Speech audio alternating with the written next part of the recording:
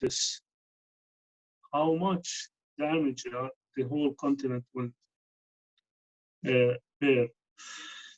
Well, during the hurricane, when the twister is working and crushing houses and people, flood, you cannot at this time tell that the damage is so and so because it's still rolling. But at least we need to understand why this happened, why we were not being told, not get ready. As you know, if the hurricane happened while people have early warning, the damage will be less. Any event, earthquake. So there was a lack of early warning for the humanity on the globe side. Actually, there was an early warning. Some of the scientists, researchers have done a research talking about the movement of the pollution and all of the things happen in the consumption along the whole world could lead us to a catastrophe. Not only in Australia, but even in America. The president of America, Bush Jr., he have delivered a very useful speech been prepared for him by the health authority, and in 2005, just believe it or not, in 2005, all what we are now facing and suffering was just put on a screen, clear screen, that there will be a pandemic, there will be a virus somewhere in the world. We have to work in a very quick action and in early and raise that. What happened to that speech and early warning in 2005? Actually, they have got diverted away from this event, and instead of facing it, they got themselves busy in other things, like creating a chaos in the Middle East to build democracy, things that took their interest away from the coming risk for the whole world, and especially the industrial world, because, as you know, the more you are dependent on the machine, the more the damage happen to you. Complicated society, connected society, condensed society, like New York, like Italy, like China, they have paid bigger bill than rural societies. Now, the damage is still rolling, as I mentioned, and the lessons are nervous. First of all, after Corona, are we going to go back to the same habit and nasty, stupid way of consuming resources? Are we going back to drop food, excess food in the ocean to keep the prices high? Are we going to play with tomato in Spain? While today we are searching for a piece of tomato to sustain our families. Are we going to go back to the arrogant and the way we behave with the least developed countries and use them to get more loans and more interest and enforce on them economic policies that make them more poor? Are we going to leave disease spread in those societies, like malaria? hunger and drought without intervention, real intervention. It's not just cream that do some donation here and there. Are we going to leave the multinational companies to sell this medicines and make us just like a laboratory for them? Vaccine that treat the people just like one person. So it is varied. The effect of those vaccines differ from one to another. The side effect, they didn't even look at this. This is the vaccine. You have to vaccinate all of the globe and to make profits, and our shares will fly in the sky. Are we going back to this domination of such companies? Are we going back to the domination of weapon companies that create conflicts or escalate a normal conflict, local tribes, to make it a hot war and keep providing both parties? Are we going to go back to this? Look what happened to the countries that export these things. They never get back. And people are there dying, unfortunately, thousands and thousands of people, and unemployment, and you name it. Delay of all development projects, and taking stupid policy just to print money, which will give it no value in the end. So what you buy it for $15, you'll buy it for $100 because this printed money has no value anymore. This is stupid economically. So what we are in now is a dramatic situation for humanity that need to face the truth and leave the arrogance and leave the feeling of that we just 8% have maybe 30% of the wealth of the world. This is stupid, because those 8% now cannot even find something to eat. What's the value of the money for minority if the whole world lockdown, factories stopped, and this wealth dropped dramatically, as we have seen in the stock exchange and everything?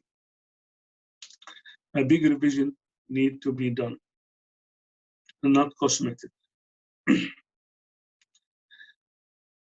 The biggest lesson we have seen in this event is the importance of early warning. There was some early warnings sent to the humanity by tsunami 204 that happened in Indonesia. It was concentrated in one part of the world. Suddenly the ocean went down and then raised up, and a wall of water moved 4,000 kilometers and covered 3 continents, Africa, Asia, and Australia. This was a message to us that there are a lot of things that beyond our capacity. We are not as we thought. People that are dominating the globe, and it's false. We have to be humble and look at ourselves in its real size. That Corona showed that you cannot even shake hands with your relatives.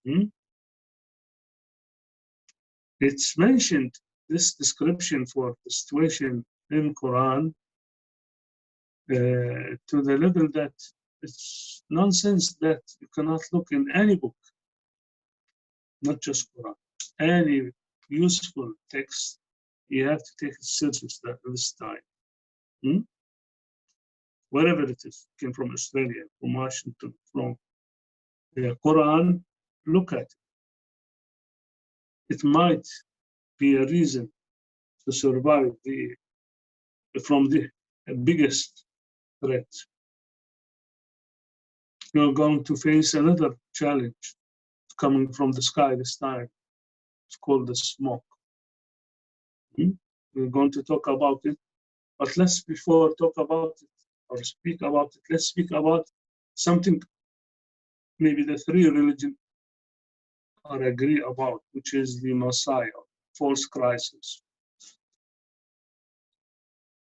The three religions, Judaism, Christianity, and Islam, talk in detail about this person who will come and have certain criteria in Quran, in Hadith, Prophet ﷺ, he's been described in his personal characters and capabilities that he will be having at that time. Prophet ﷺ told us about him. He will be able to speak with the whole world and everybody can hear him, no matter he's sitting next to him or 1,000 kilometers away. It wasn't imaginable at that time. 1400 years. How can somebody away from me hear me like the one sitting next to me? The media now told us that it's possible. Radio, television, this electronic things. Prophet ﷺ also, he said, he will be able to transfer from the east of the land to the west, from east to west in part of the day. Even so, it was not imaginable at that time. Talking about from China to Europe, the part of the day. Now we can imagine it. It's very clear for us with transportation methods we have now. Prophet ﷺ spoke about his trial to enter to Al-Madinah in Saudi Arabia, where his grave will be in. He will come to the city. And he even talk about the place he'll try to enter from, which is designated as an airport now. But he was stuck in that place, which is the airport. And he could not get from his plane. Did not name it a plane, but he will come to this place and he was stuck there because he will see two angels in his face. He could be killed if he get out of his plane without naming limited itself with our new.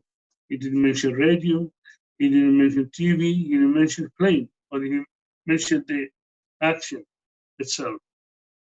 Now, that was an early warning. When this person comes, the believers will be aware about him. Though he will have even more and more tools, he can grow the plants in the desert. He can even get rains fall just with a sign or order from him. So many people will follow him that this is a God, except the people who have this early warning clear in their mind. This is what we have been told about. And we know that you are a liar. We will not follow you. How this happened? Because they've been warned earlier. The same thing for the smoke.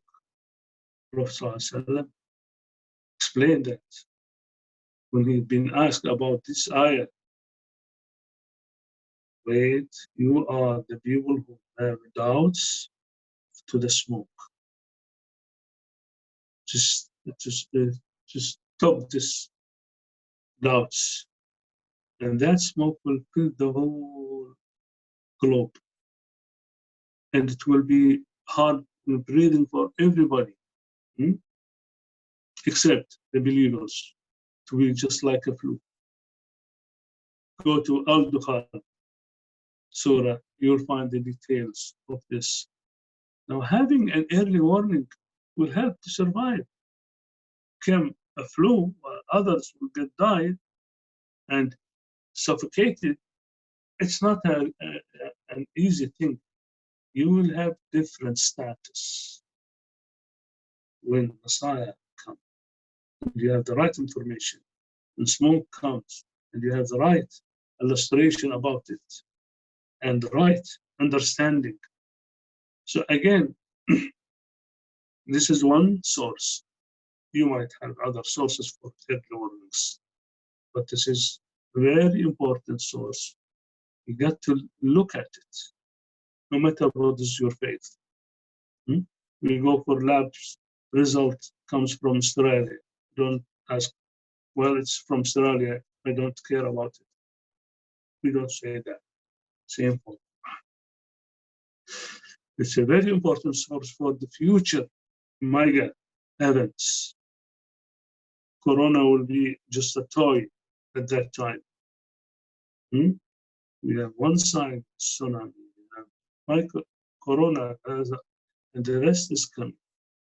So let's again have different attitude after Corona and leave arrogance and change this way of your dealing with the resources and damaging the source of life for least developed countries and poor people. In Hadith, it says, once you take care of the vulnerable and weak segment of the society, Allah Azza wa Jal, He will help the whole of the society because of your care of those vulnerable. It's different theory than what's been said about Hitler when he been told about the hospital full with elderly and people handicapped. He said, get rid of them. We don't have time to look at them. He's been defeated. In Hadith, if you take care of those vulnerable and weak and needy, Allah will lift the whole society. Will get you a victory. You get you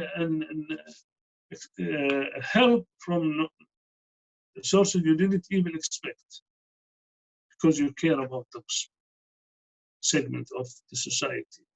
Talking society on a globe size, no matter what race is it, no what faith is it. This is a new attitude. We need to take it seriously after Corona. Plus a lot of lessons. So maybe Corona have came in the right time with all of the suffer we had. Still there are. It's better than what could happen if we continue as we are now. Hope these things put us in a clear vision. Fear is not going to come to somebody that he has a clear roadmap, because you know this. You don't care. You have early warning. He will work instantly to face any event. Fear will come the one who's blind. What's happening? You get shake and panic. So we are not in this corner. We are in different corner.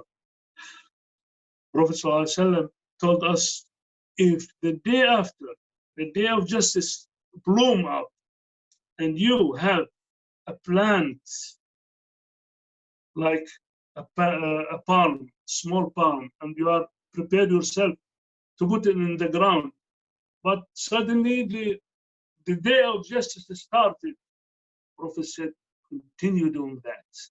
Continue plantation of this. Don't panic. With this kind of confidence and clear understanding for the universe around us, we will pass the biggest challenges to come without blink. And this is a situation I think we are in need as mankind, whatever the faith is, as a mankind are searching now for method of survive and crossing those challenges with minimum uh, uh, suffer and damage, inshallah. Hope this chat will create a dialogue between us, and I'll be more than happy to get your guidance and suggestion for us to keep this dialogue going ahead. أهلا وسهلا. السلام عليكم ورحمة الله وبركاته. Thank you very much. Yes, yes, I think there's a question here from one of the attendees. The question is, how can we tell if something happened is a warning or not? How can we distinguish? Can you repeat how you said? Yeah, how can we tell if something happened is a warning or not? How can we distinguish?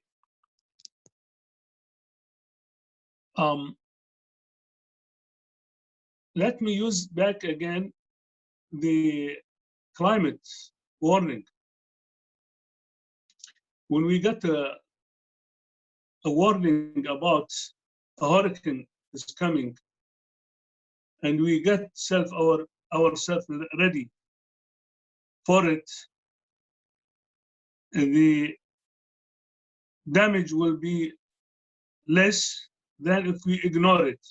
Yes, you are right. Even this tornado could deviate from our town to another town. This is true. But if this not happen, the catastrophe will be very big. So getting ourselves prepared for any warning, underestimating the warning is very big mistake. Therefore, in Japan and many other cities, they are ready for the earthquake, whether it happened or not. But they know that one day it will happen. So saying that it might not happen, well, it's better to take it serious and be in a very good readiness situation. Even if you got hints, not a clear detail that Corona will come and will hit, though it happened with as I mentioned, the speech of President Bush. But even if we got less than this warnings, halas, after Corona, there was no way to be again ignore and or underestimate with such thing, such kind of warning. I think you have seen this in many movies that somebody have warned about earthquake is coming, and they denied him, and then catastrophe hit the city. It's common concept that people used to underestimate. Don't scare the people. And even we have this event of one of the American vessels where the leader had been fired because he took a good decision, but he didn't follow the orders. Though he saved his sailors from this pandemic, but they accepted what he did, but because he violated the orders. Well, it's ethical question. We need to be serious, no matter the cost. Being prepared for an earthquake is not a cost. Being prepared for the pandemic is not a cost. So you have to do it. Otherwise, the cost will be. And for this reason, the companies of weapon have market for us. You have to be ready for the terrorist threat by doing this and that and doing that. Now we are paying a big bill in the airports and all shops just to avoid the properties possibility of having a threat. The same thing we need to do it in many bigger even than this issue.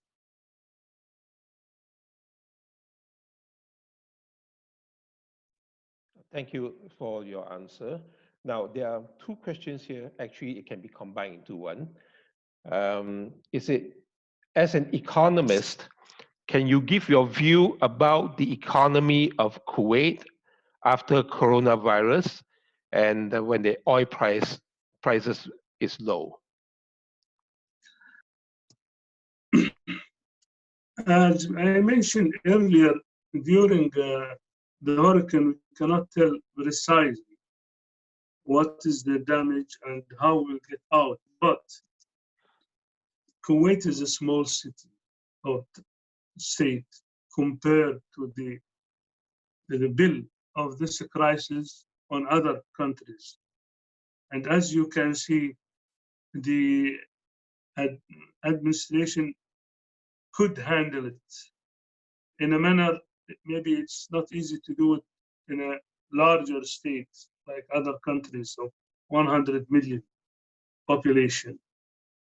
Therefore, it's under control. Though we have even another hit by the oil prices, but both of them is not going to kill the economy. There will be a big question about the losses that happen in the private sector, the cost of locking the business, the wages, lost wages, all of this. The administration, Kuwait government, I mean, are handling this within this kind of chaos. I think it is the best what we can do in a case like this. But you have to do this. You have to lock. You have to stop transportation, and the cost is high, absolutely. But it's kind of domino. For instance, inflation could retreat because of lack of spending. As you know, the more injection fund in the market, the higher the inflation happens. So we will see if we can manage this and have a rational spending. And if we do borrow for the treasury for only production and useful spending, rather just subsidy, as we used to do, this borrow will be useful. If we do borrow for developing the chemical industry and turn this barrel of oil instead of $20 to $100 value, just like Equator project, and repeat it. The barrel of oil could create 3,000 products. All of those things we are using are plastic and petrochemical origin. Why we sell it in crude? That will create not just fun, but also jobs. So I think this big shock have to awaken our management, our administration, in the economic side to rational spending and stop this lousy subsidy that created inflation, where the cup of coffee in Kuwait is higher than Bahrain, or etc. is higher than Dubai. People start go travel to Dubai just to buy and bring dressings, though Dubai is not less price. I mean, it has its own expenses and rating, but in Kuwait we have artificial. This inflation, I think we need to revise it on this level and on the macro level. As I mentioned, borrowing need to be rationalized for productive projects. Thank you. Now, there's another question from the attendee. We are getting contradicting news about the role of NGOs during the assistance to the needy in this lockdown. Can you shed some light on that? There are two type of contradiction I can draw from this question. One, did the NGOs cover every area and needy or damage in Kuwaiti and non-Kuwaiti expatriates?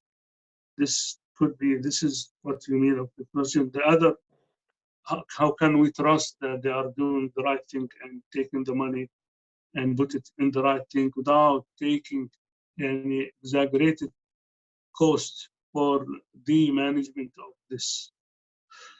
Let me start with the other one.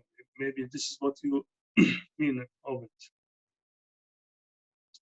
it. The NGOs in Kuwait are controlled and governed by the government in the auditing side. They cannot receive money without the knowledge of the ministry. They cannot spend it without sending reports where they have spent it. On the annual basis, they have to, and they are doing this, submit a report to the national, to the assembly of the members of in attendance of the ministry. Now this is inside Kuwait. Outside Kuwait, they cannot help any entity or society or organization outside of Kuwait that it's not listed in a Ministry of Exterior that is known and authenticated, and they know exactly that it's licensed in their own country, etc., etc. With this kind of control, I'm not talking about the ethical. It is there, but I'm talking about the practical steps to control it. It is under control, and this now since 2011, 2001, a lot of efforts done from internally in Kuwait and from outside of Kuwait, international entities, America namely, and they've done a lot of investigation. Their remittance go through wires, through banking. It's not under the table. So they can watch, and whoever violate could be stopped. And it happened. Having these entities is better for control and watch than without having it, and people exchange money from one person to another without any record or receipt. It's better to have it on institutional level. It's much better. Otherwise, we can see a lot of misusing of this money if we don't have such circle of the transaction. For covering areas for expatriates, a lot of effort have been done. For instance, in Mohabula, there is a hospital done in urgency time, very short time. It's financed by them, by NGOs. It's huge. distributing food. Also, they have participated in this. And by the way, they are very well experienced in this. They do it in abroad, in many countries. Distributing, this is one of the main things they do, because need there is constant the whole year. So they have participated in this. There was disturbance because this is an unusual. And the government, in one stage, they said, you don't buy from the market direct, not to raise the prices on the rest of the people, so you can import. Thing in logistic level was very unprecedented. And just exactly like what happened to the management, the administration of the government itself. Also, they were facing unexpected and unusual situation. They face it day by day, day by day. But on transparency level, I think it's one of the best in the practice of NGOs around the world, because they consider that they are representing Kuwait and not X party. They have no relation with political issues at all. I can say it in a very confident words, very confident words. Why? Because the money they received is come from donors and belong nobody but the donors and the needy person. It's unethical to divert it in any direction. Plus, it is illegal. Plus, it is controlled. And alhamdulillah, we have seen the effect. You can see yourself the reaction of the people in Yemen, reaction beside the authorities and ministries and custom department in the state. All of those reports are published about them. Thank you. Thank you very much. Now, if everyone were to spend less, all right, I think we, during this lockdown, most of us have no choice but not to spend. And of course, not to spend unnecessarily. And I think, we hope to, to continue that, to spend prudently and not, spend money on unnecessary things. However, how would that impact the economy when people are spending less? And, wouldn't that contribute to, the economy not recovering as fast as it should? What's your opinion?